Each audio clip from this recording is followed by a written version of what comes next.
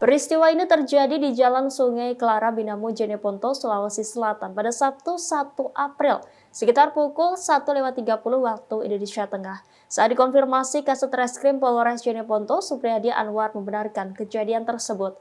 Ia menjelaskan kejadian itu bermula saat Fendi bersama rekannya berjalan kaki menuju penjual nasi kuning.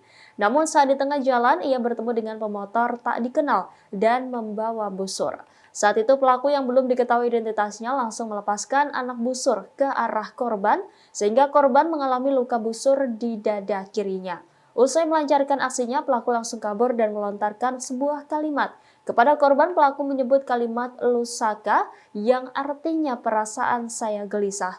Selanjutnya korban dibawa ke Rumah Sakit Umum Daerah Lanto Dr. Pasewang. Supriyadi Anwar menduga pelaku tersebut merupakan anggota geng motor yang akhir-akhir ini meresahkan masyarakat. Atas kejadian ini, ia pun berjanji akan menumpas kejadian ini dengan menangkap para pelaku.